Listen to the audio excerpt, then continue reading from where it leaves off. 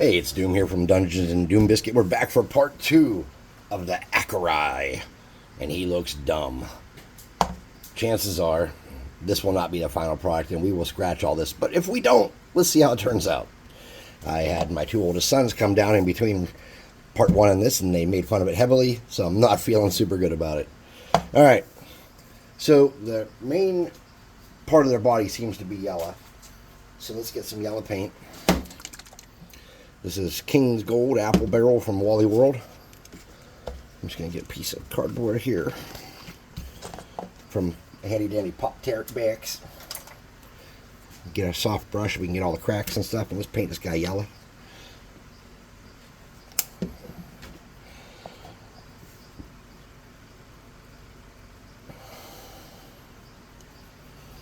Now it's going to take a couple coats,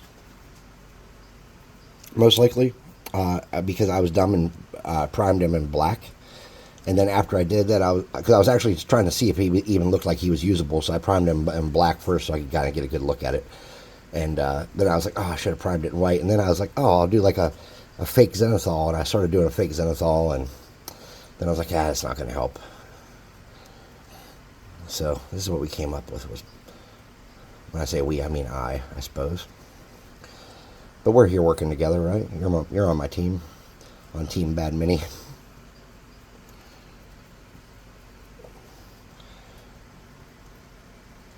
So let's talk about how the Achaierai fights. First of all, it has razor sharp claws, and it uses either its front or its back legs on a go to fight. Okay. It also has some psychic abilities. And it has what do you call that? It scats when it's walking around. It walks around scatting and driving people crazy, kind of like millennials. No, I'm joking, guys, but not really. So yeah, it scats or something. It makes like gibberish noises, and you have to roll saves against madness. And it also, depending on which edition you're doing, can do some wisdom damage too, which makes it kind of a real threat for your druids and your clerics and stuff.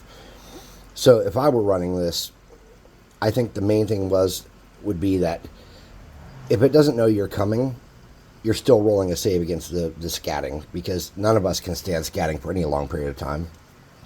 Several seconds of scatting could be the difference between life and death.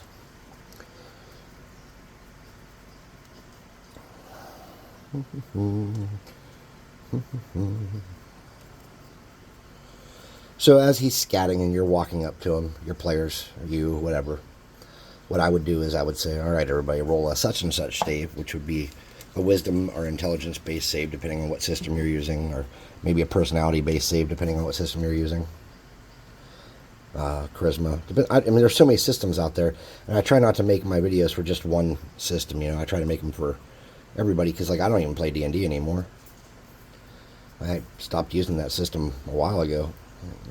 I still talk about it a lot because it's what I know, and I did it for 20-something years. I ran 3 and 3.5. Of course, I tried 4 when it came out, like everybody did, and it was very Warcraft. And for some people, it might have been a pretty good system. For me, it wasn't. And we tried 5, and then I had another GM come in and try 5 for us, maybe in case I just wasn't getting it, or more so, that's not true. It wasn't because I wasn't getting it. I knew the system. I read the books. I understood it. The reason it didn't work is because I didn't like the system. My players didn't feel like there was enough freestyle customization. It was very cookie cutter, and it was too expensive to get feats and to change how you operated in it. And then we went back to 3.5 and stayed there forever and ever. Amen. Let's hit him with the hot air gun of burning. This is a +2 item.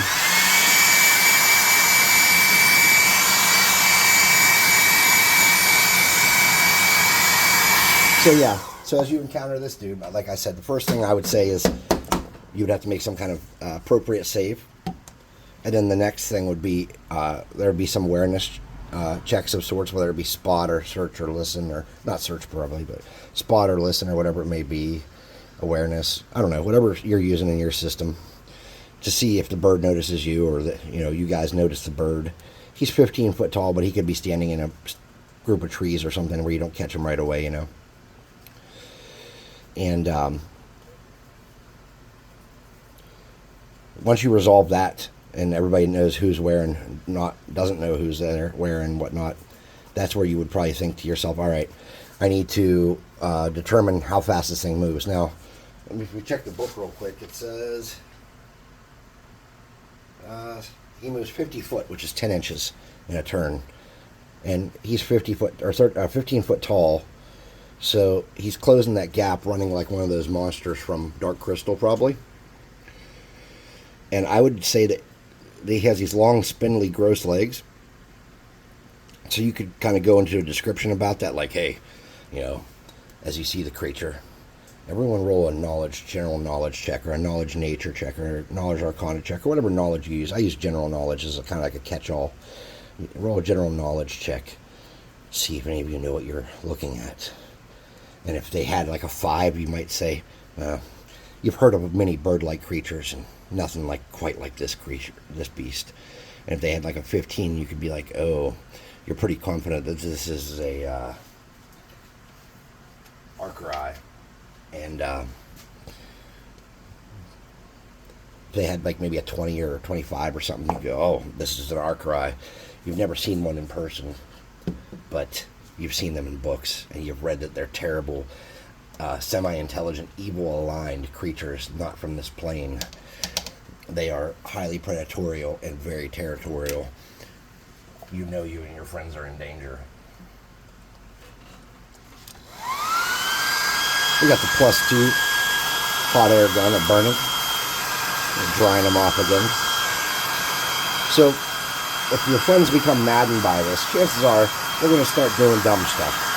They might attack each other, but I think more realistically, because it's a low danger kind of madness, they would start doing things like throwing their stuff in a river, or punching themselves in the face, or trying to do cartwheels, or taking off their clothes and dancing. I would not start out a fight like this with your barbarian goes apeshit and starts killing everyone. That is probably not the way to play that, I would guess. But you do you, and you run it your way. But yeah, my guess would be you don't want to do that right off the bat. That's going to be, you want something like this to be probably a medium level encounter. Let me look at the CR. So this is a challenge rating 5 according to 3.5. And what challenge rating essentially means, and it's not a good system, and you should not hold it as law, but what challenge rating essentially means is that 4 5th level characters should be able to fight this. So having your fighter or a barbarian go apeshit for failing a will save is probably not the way you want to open this fight. You want the creature to be the focus.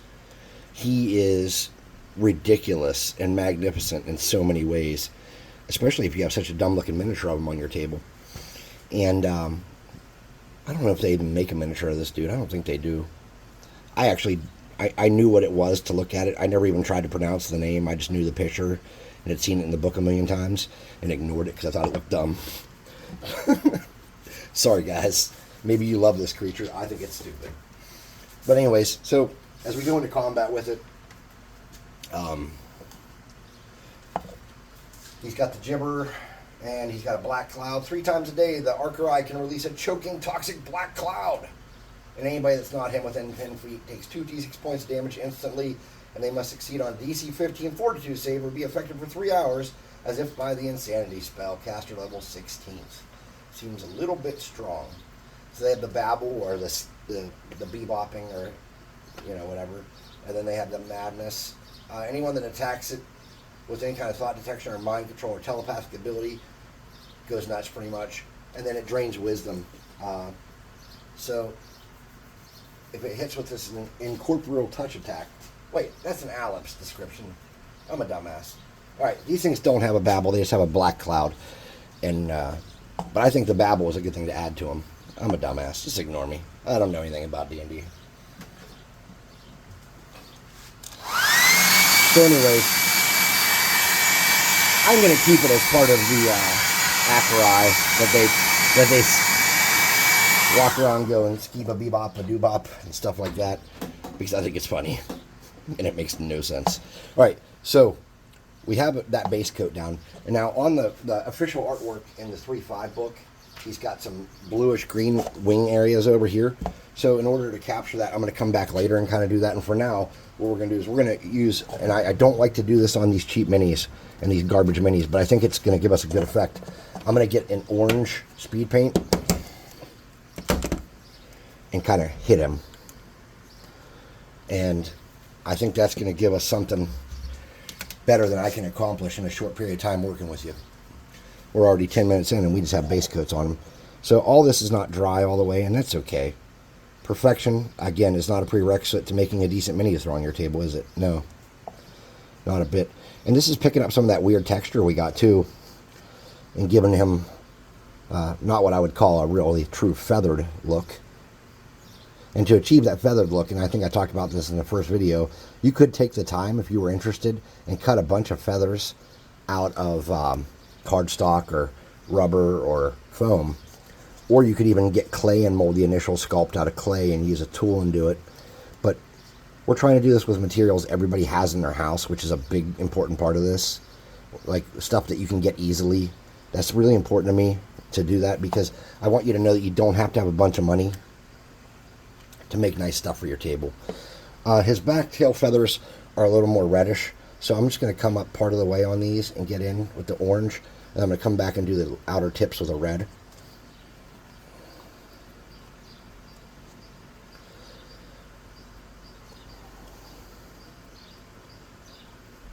And his legs I'm going to do just down to the joint with the orange, and then I'm going to do the rest with like a yellow. Okay. Get up under there. Just paint his little, whatever the hell these are. A little bit of paint on there I didn't want to get. Okay. Just get in there and get the insides of his butt tail parts. His butt feathers. Okay. Alright. He's starting to look somewhat menacing there. There's a bright orange, stupid looking creature. And again, the book art. Let's stop and look at the book art. Alright. This is the book art. And this is ours. Obviously, it can work as a stand-in. Again, I don't think I've ever seen a miniature for this particular creature. So, let's come back and start doing some yellow on the legs. So I'm just going to get some yellow speed paint. Just make this quick. If you didn't use speed paint, that's fine. You could just do this in layers of dry brushes, really. Start in with an orange body and work your way out to a yellow. Similar to how we've done some of our other paint jobs on stuff. We start dark and work out light. But with this guy, I think that what I wanted to accomplish required speed paint so we can go fast.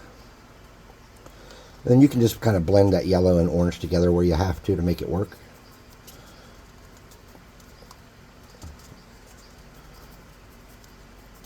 There we go. Yeah, he looks pretty dumb. And I don't think any amount of paint job is going to salvage that.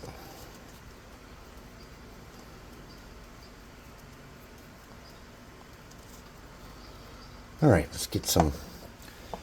We got his beak yellow, his legs yellow. These little sticky uppy things here, they're red. So let's get some red. Boop. Rinse out the brush a little bit.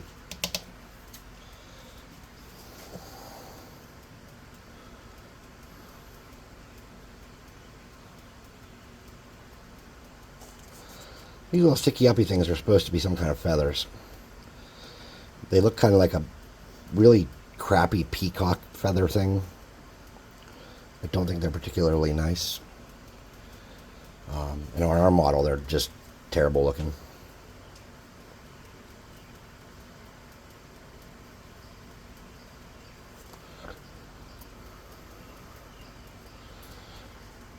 Alright. I think I'm going to leave some yellow spots in the tail there just to give it some variation. Is that red? More red.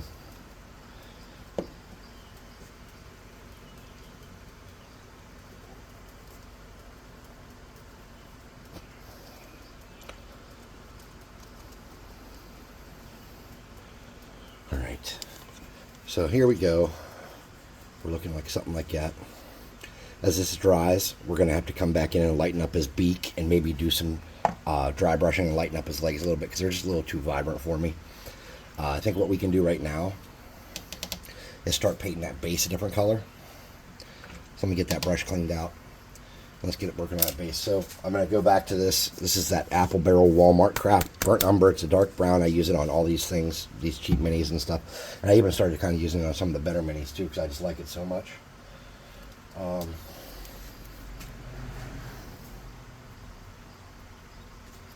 There's soap in that brush. Alright, let's get in here and get underneath these little feet.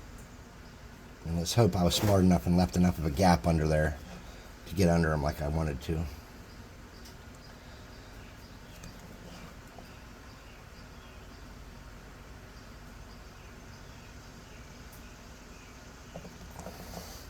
Now remember, you can't just paint a base brown and stop there unless you really are lazy. And it's okay to be lazy. This is your craft. Do it your way. But I have this thing, a pet peeve about people that just paint dirt one color and leave it. If you go outside and look at dirt up close, it is more than one color of brown. There's blues in it and grays in it, and sometimes there's greens and reds in it. And if you get a camera and take a picture of dirt and take it on your computer, you will see that there are even more colors. Oh, look, I got brown on his damn foot like a fool. All right, we'll have to clean that up. No problem. We can hit that in the dry brushing stage I was talking about. Now, we have these 3 rocks on the base. And those are actually not going to be bright yellow, so let's get some dark gray. This is granite, or pavement, I'm sorry.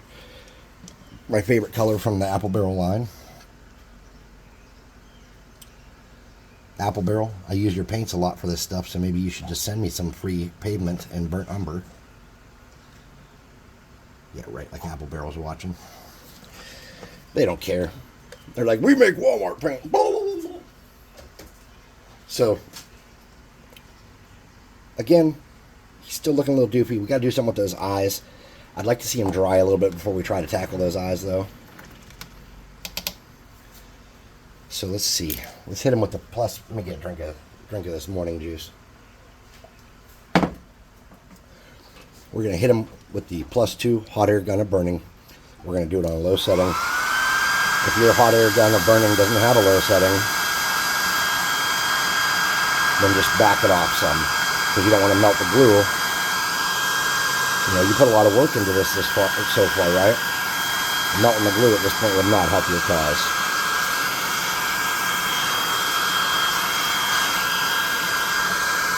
Let's get this base going. Get that dried up so we can get another color of dirt on there. Maybe 2 if we're feeling froggy.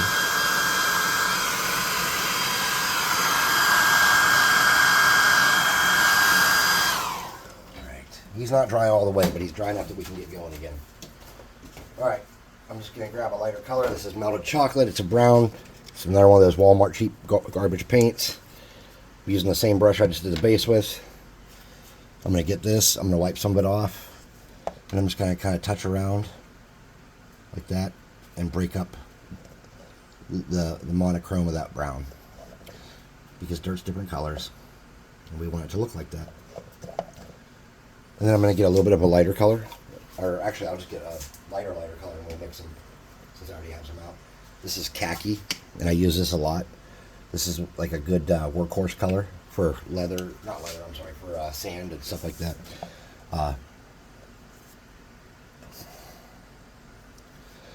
So I've just mixed up a little bit lighter, and I'm just kind of touching around again and hitting some of these spots.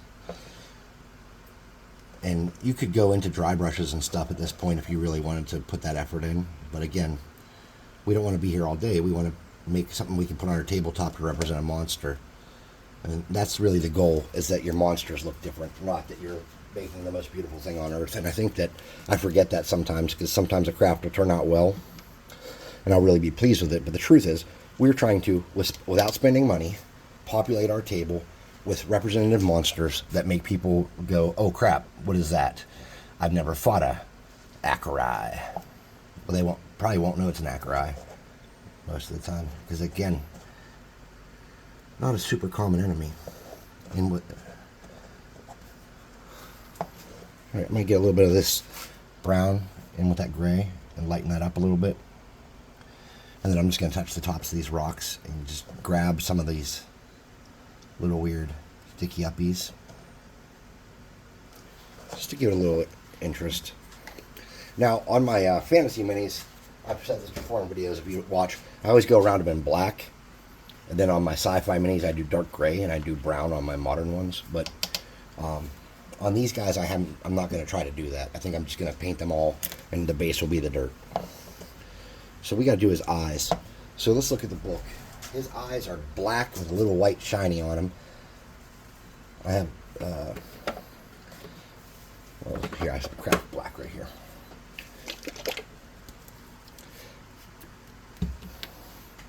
Now let's paint them black.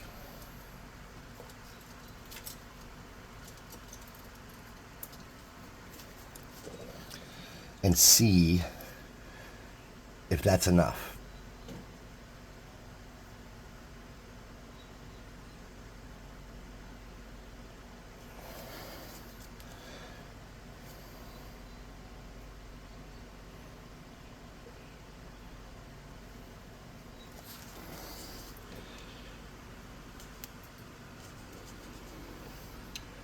I feel like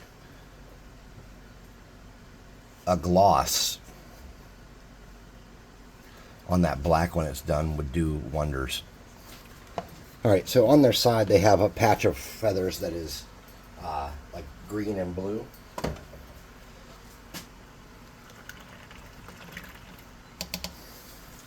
So what I'm going to do is I'm going to get like a darker blue here.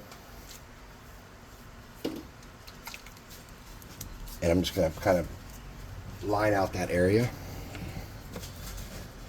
with that darker blue.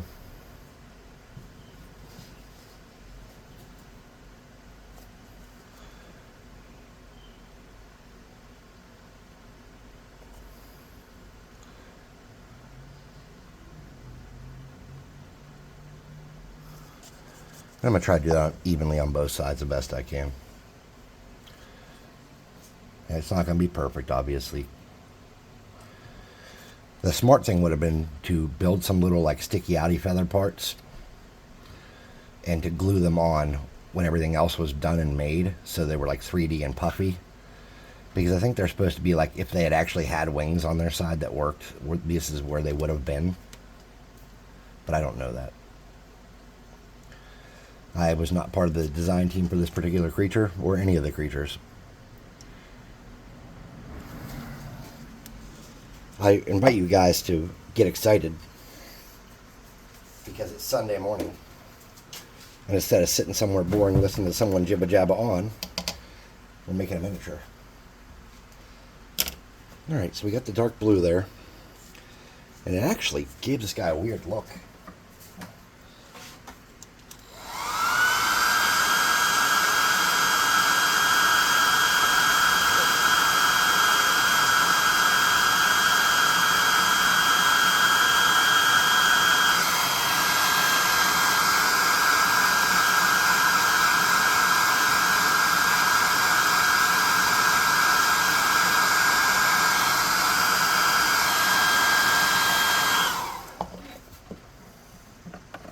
So, while that's kind of drying all the way where I did the blue, we're going to come back and hit that. But for now, let's get our cardboard. Let's get a new piece here. That one's getting a little smoothed up. Let's get that King's Gold color. And let's do a dry brush a little bit on his legs and stuff. So, I have here like a Dollar Tree brush, makeup brush. And I'm just going to kind of touch the tops of his feet.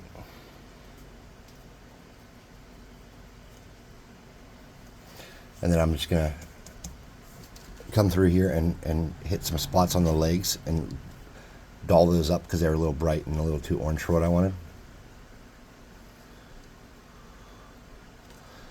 And again, perfection is not a prerequisite of a good craft. Sometimes things that you were worried about or that you thought were going to be dumb end up being nice parts of it. If you watched the Aboleth video, I was really concerned that parts of it were too dumb, and it kind of turned out okay, man.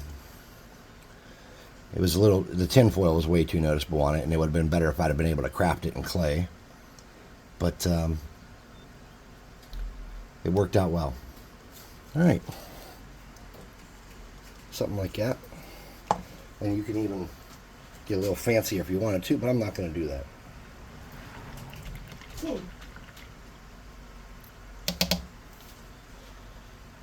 There's some shenanigans in the background. If you heard a noise, that's people scaring people.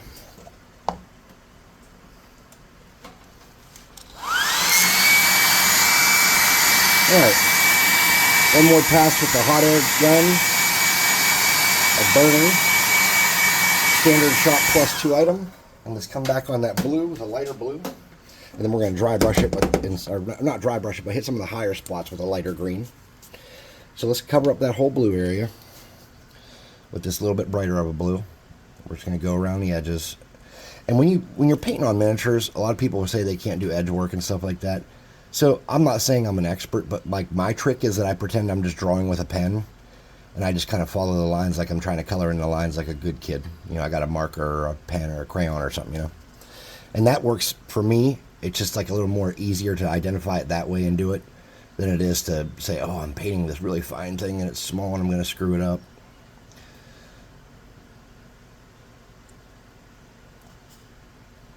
I'd be really interested to see how your guys' Achaierais turn out. So if anybody makes one, please join the Discord and post it so we can see it. And if you did a lot better than me, make sure you tag @Doom in it so I know that I was destroyed. I have a feeling there are some people very near and dear to me that are going to try to make a better Achaierai on this very day. I don't know if they're going to do a video, but I'm sure it'll be on the Discord once they blow mine out of the water. Alright, so the blue is light and good. Let's get a bright green. This is called Limeade. And what I want to do is I want to get that small brush again. And I just want to hit some of these taller parts that stick up.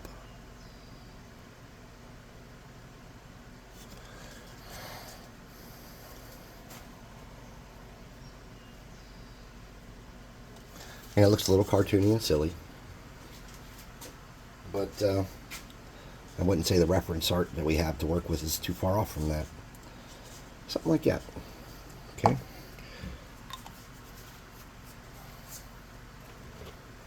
Now this is the fun part. We're going to get a little bit of a darker green. We're going to get it on our... Oh, that's way too much. That's more than you wanted. We're going to hit him with the +2 hot air gun of burning and dry that green up. We're doing our low heat.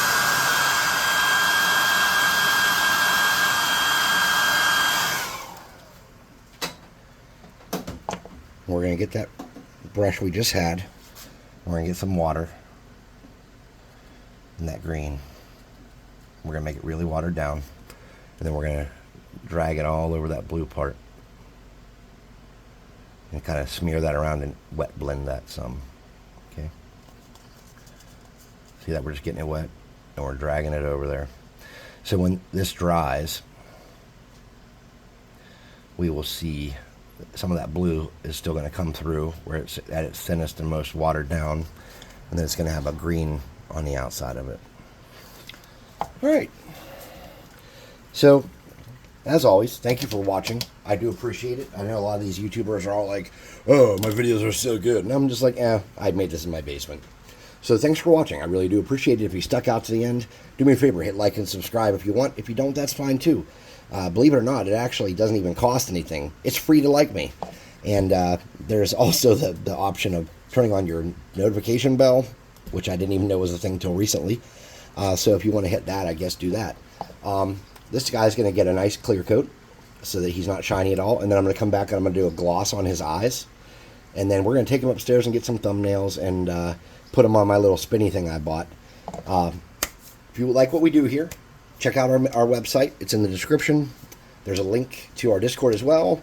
If you want good discount miniatures, good quality, great sculpt miniatures at a good price, we're the spot, dungeonswag.com. You can get a monthly subscription service where you get a box of orcs or hobgoblins or goblins or bugbears or minotaurs or something like that in a mail. And it comes right to your house. You assemble them, you paint them, just take some super glue in a couple minutes. And they're amazing miniatures. So high quality, so good. I show them in my videos a lot. I have a ton of them because we've been doing this for a long time. But check them out. I really, really, really enjoy our miniatures, and I want you to enjoy them too. And I like to make a couple bucks per box, you know. So that's nice. Thanks for watching, and we'll see you next time. This is the Achaierai.